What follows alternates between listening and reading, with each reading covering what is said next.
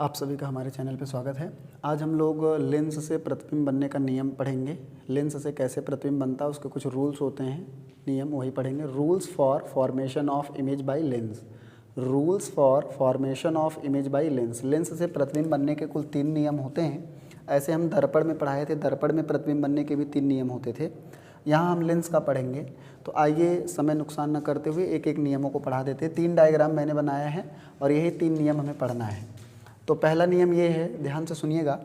अगर कोई प्रकाश की किरण मुख्य अक्ष के समांतर आती है, जैसे ये प्रकाश की किरण है, ये बीच वाली लाइन क्या है, मुख्य अक्ष है और ये प्रिंसिपल एक्सिस है, और ये प्रकाश की किरण मुख्य अक्ष के समांतर आती है, तो अपवर्तन के बाद कहाँ से जाएगी, मुख्य फोकस से होकर के जाती है।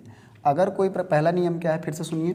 अगर कोई प्रकाश की किरण मुख्य अक्ष के समांतर आती है, ये प्रकाश की किरण मुख्य अक्ष के समांतर आ रही है, तो अपवर्तन के बाद कहाँ से जाएगी, कौन से बिंदु से होकर के जाएगी, मुख्य फोकस से होकर के जाएगी।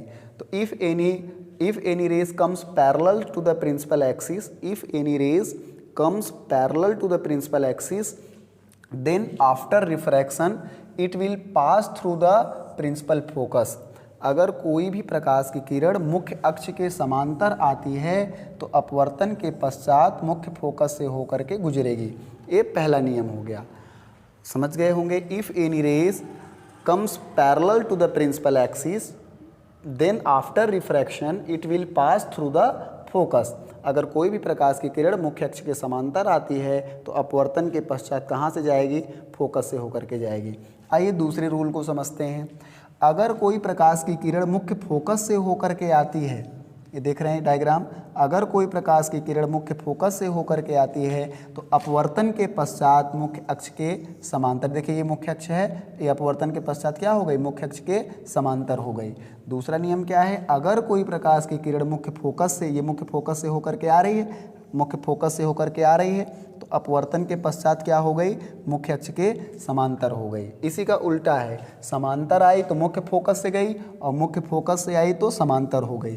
तो दूसरा नियम है, if any rays comes through the focus, if any rays comes through the focus then after refraction it become parallel to the principal axis.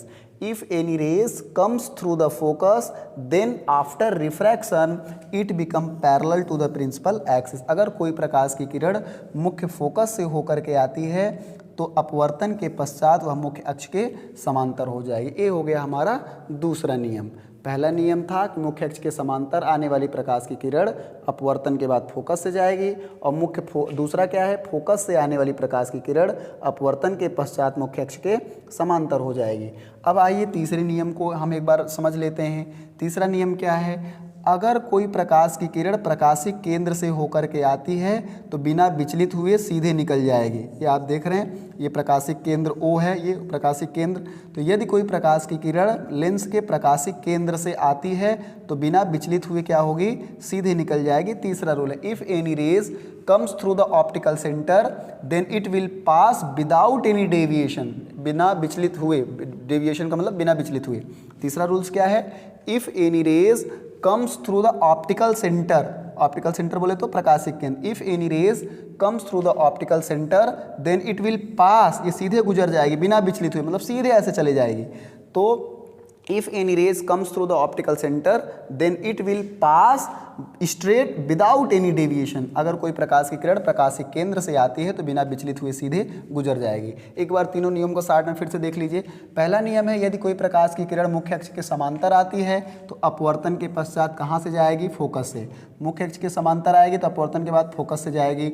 अगर दूसरा नियम क्या है, कोई प्रकाश की किरण फोकस से आती है, यदि कोई प्रकाश की किरण फोकस से आती है, फोकस है, फोकस से होकर के आती है तो अपवर्तन के पश्चात क्या होगी, ये मुख्य अक्ष के समांतर हो जाएगी।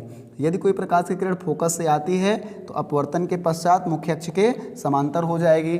तीसरा है, यदि कोई प्रकाश की किरण प्रकाशिक केंद्र से आती है, प्रकाशिक केंद्र है, तो यदि कोई प्रकाश की किरण प्रकाशिक केंद्र से आएगी तो बिना विचलित हुए सीधे गुजर जाएगी। If any rays comes through the optical centre then it will pass without any deviation.